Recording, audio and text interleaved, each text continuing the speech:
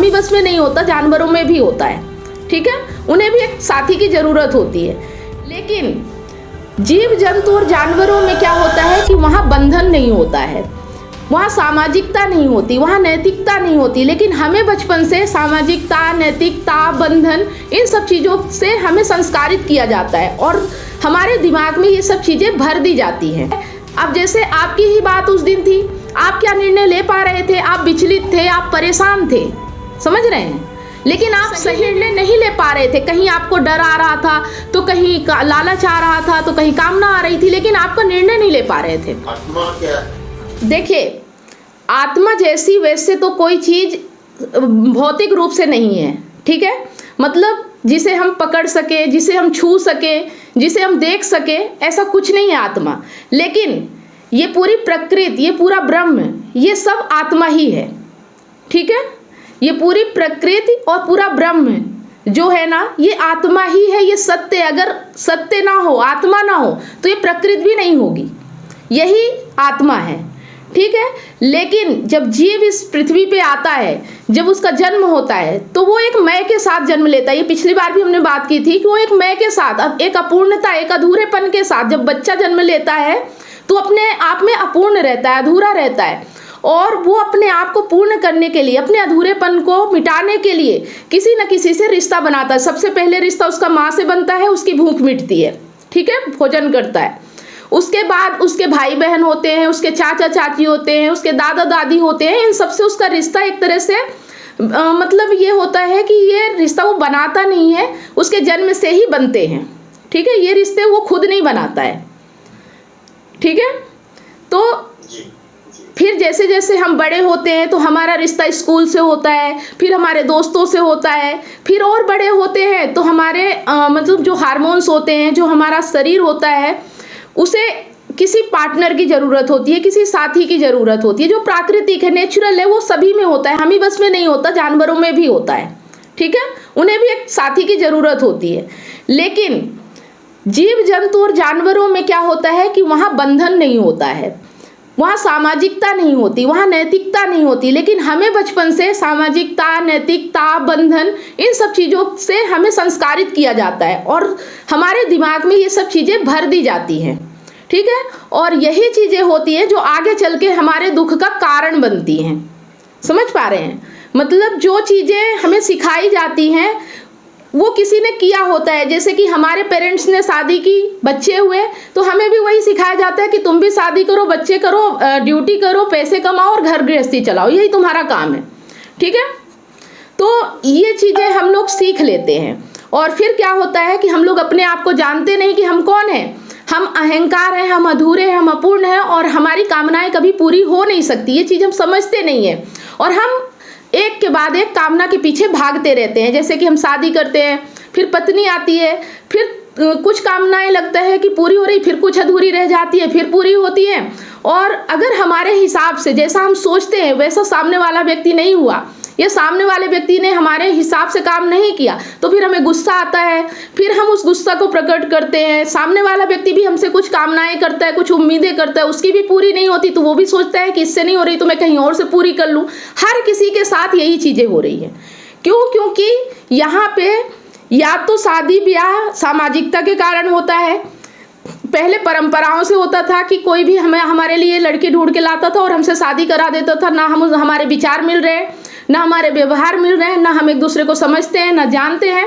अब संबंध बुक में हमने बात किया था कि एक तुलसी का पौधा है, उसे जब तक हम सींच रहे हैं, वो हरा भरा है, तब तक तो वो बढ़िया हमारे लिए उपयोगी है, औषधि का काम करता है। लेकिन अगर वो सूख गया है, फिर भी हम उसे सींचे जा रहे हैं, तो क्या वो हमारे लिए उपयोगी है? नहीं है। लेकिन हमने अपने आंगन पे लगाया है और हम उसे सींचे जा रहे हैं, तो हम सोचते हैं कि हम इससे काम चला लेंगे। उसी तरह से हमारी शादी होती है, अगर हमारे बीच दोस्ती नहीं है, प्यार नहीं है, भरोसा नहीं है, तो वो रिश्ता बेजान हो जाता है, वो मृत समान हो जाता है, ठीक है।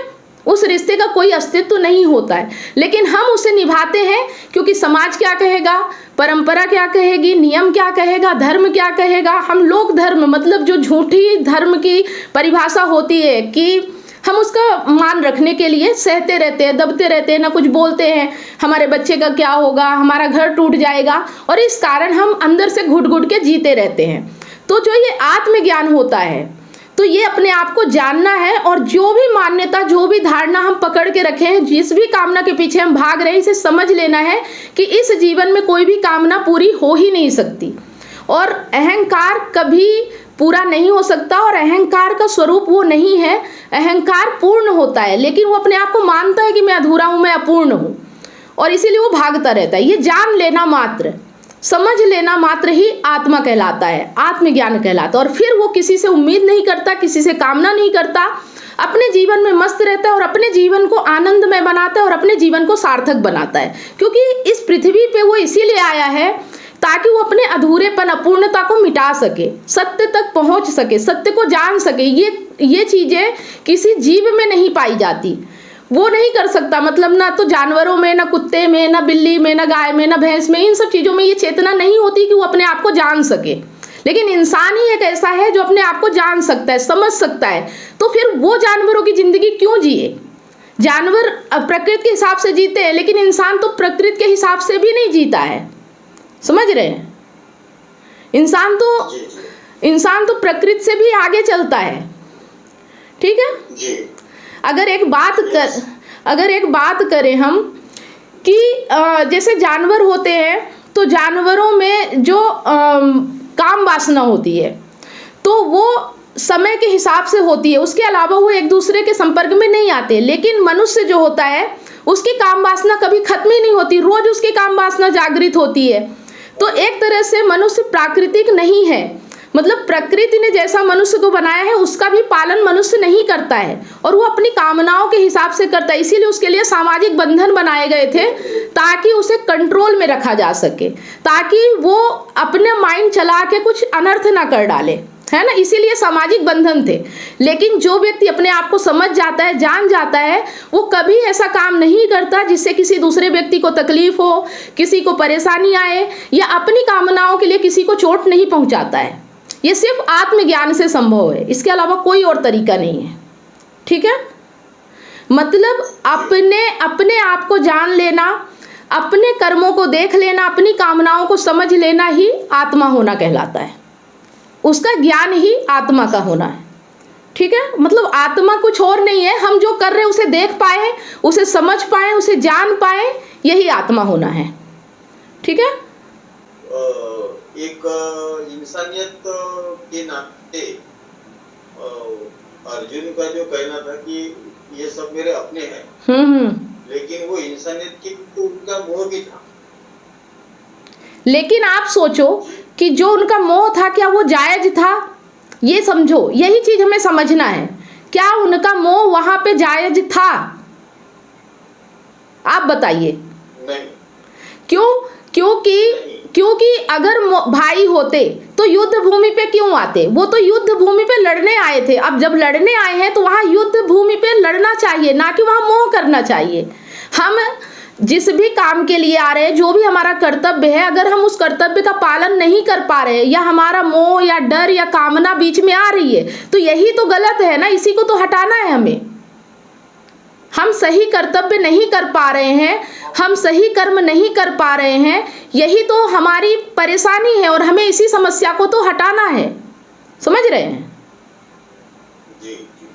आ रहा समझ में? अर्जुन का काम था कि धर्म युद्ध में आए हैं, और अगर अर्जुन युद्ध नहीं करेंगे और अगर दुर्योधन राजा बन जाता है तो कितनों की जिंदगी बर्बाद करता। सोचो आप। तो अर्जुन को धर्म के लिए युद्ध करना ही सही था, ना कि वहां मोह करना। क्योंकि वो मोह ऐसे व्यक्ति से कर रहे हैं जो दुराचारी है, जो अधर्मी है, जिसने सत्य के साथ नहीं पकड़ा है, जिसने अधर्म का साथ पकड़ा है। और अगर अधर्म के साथ व्यक्ति है और उसके लिए आपको लड़ना पड़े, उसके लिए आपको जो कुछ भी करना पड़े, यहाँ तक कि कृष्ण ने झूठ भी बोला था धर्म को जिताने के लिए, समझ रहे हैं, तो भी गलत नहीं होता है। ठीक है, मतलब आत्मा की पहचान अर्जुन को तब हुई जब उन्हें कृष्ण ने ये बताया कि इसके पीछे आपका मोह है या आपकी जो भी ये विकृति है, देखिए यहाँ पे जो हमने अध्याय 1 शुरू किया है ना, यहाँ पे आप भी अभी नहीं समझ पाएंगे। जब तक आप 18 अध्याय नहीं समझेंगे ना, तब तक आप वास्तविक आत्मा को नहीं समझ पाएंगे। ये तो हम अभी बात कर रहे हैं, लेकिन जब ग्राउंड पे उतरेंगे ना, जब हम कर्म करने उतरेंगे ना, तो हम नहीं समझ पाएंगे कि हमें सही कर्म क्या करना है, जब तक हम हर एक स्थिति से नहीं गुजरेंगे, है ना। जब तक हम हर एक स्थिति से नहीं गुजरेंगे, तब तक हम निर्णय ले ही नहीं पाएंगे। भले हमें खुद पता है कि ये सत्य है, ये धर्म है।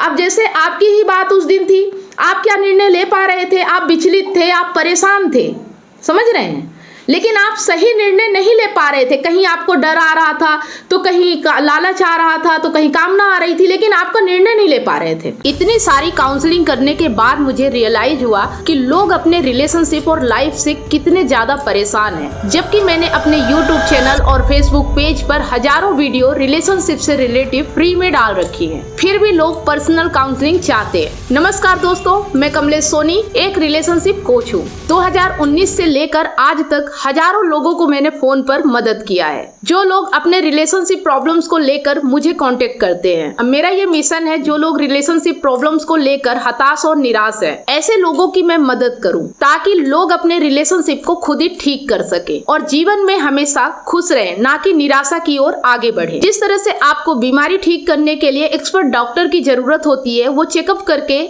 आपका इलाज करता है, उसी तरह से आपको एक काउंसलर की जरूरत पड़ती है आपकी एग्जैक्ट प्रॉब्लम को समझकर उसका सलूशन देने के लिए। तो आप दिए गए नंबर पर काउंसलिंग के लिए अपॉइंटमेंट बुक करा सकते हैं, है ना।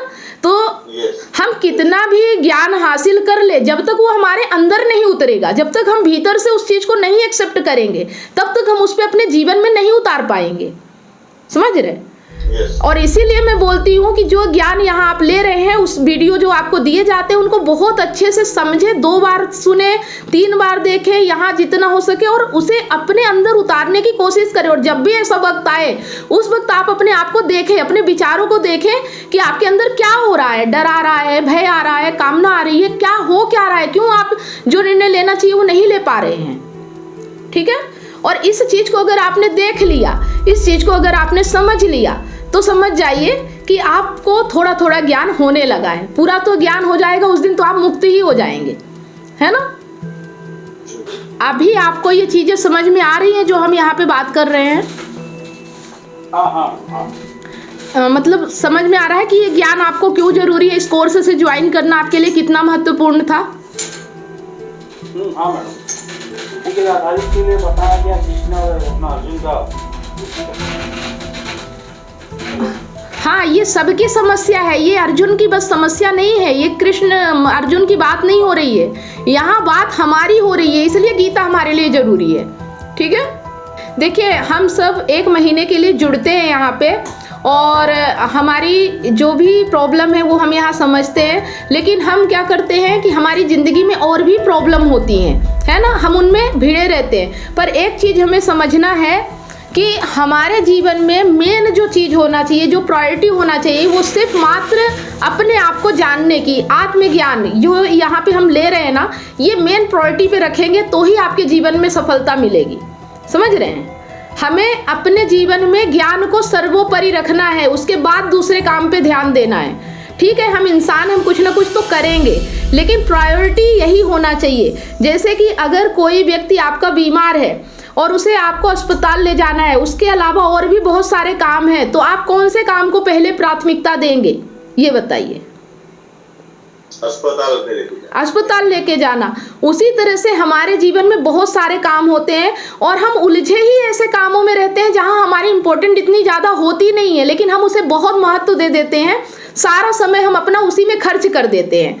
जब आप इस चीज़ को समझने लगेंगे, आपके पास टाइम भी बचेगा, और आपकी ज़िंदगी इतनी जो व्यस्त है, इतनी जो परेशान है ना, इसमें भी सुधार आएगा, है ना। सिर्फ हमें ये समझना है कि ये जो हम यहाँ कर रहे हैं ना, तब इसके कंपटीशन में या इसके आसपास कोई और दूसरा काम हो ही नहीं सकता। ये काम सबसे पहले करना है, इसके बाद दूसरा काम करना है।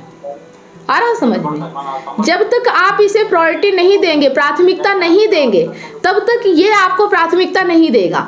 फिर आप कहें कि मैं चाहे लाइव सेशन में जुड़ूं, चाहे वीडियो देखूं, फिर कोई फर्क नहीं पड़ेगा। इसकी फिर मैं गारंटी नहीं ले सकती, है ना, इस चीज़ को मैं नहीं कह सकती।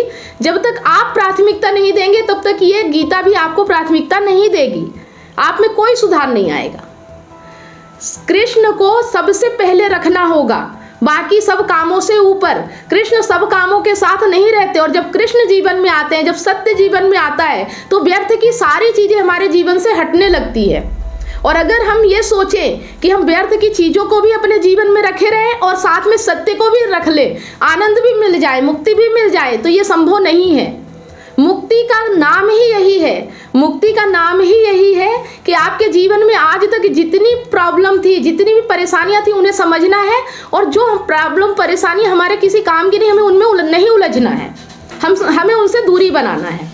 ठीक है, सत्य आपके जीवन में आने से एक चीज होती है, वो चीज आपके जीवन में होना चाहिए। मतलब आज तक आपने जिस भी चीज को प्रायोरिटी दी है, अब उससे आपका मन उचटने लगेगा, और आज तक आपने जिन चीजों पे ध्यान नहीं दिया है, आपका ध्यान अब उन चीजों पे आने लगेगा।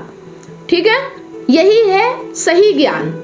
मतलब आज तक आपने जो भी चीज कर रहे थे, उन चीजों से आपका मन उचटने लगेगा, और जो चीज अभी तक आप ध्यान नहीं दे रहे थे, जिन्हें आप ऐसे ही समझ रहे थे, उन चीजों पे आपका ध्यान जाने लगेगा।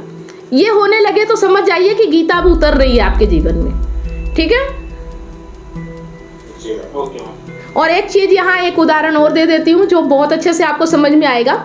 एक व्यक्ति पागल है, ठीक है, और वो व्यक्ति ये कहता है कि मेरे जिंदगी में बहुत परेशानियां हैं, बहुत जिम्मेदारियां हैं, बहुत रिस्पॉन्सिबिलिटी है, तो मुझे उनको निभाना है। लेकिन मुझे कोई अगर पागल कह रहा है तो उसे अपना इलाज करवाने के लिए फुर्सत नहीं है। तो वो अगर पागल है और वो जितनी रिस्पॉन्सिबिलिटी उठाएगा, जितनी जिम्मेदारी उठाएगा, क्या वो सही तरीके से कर पाएगा?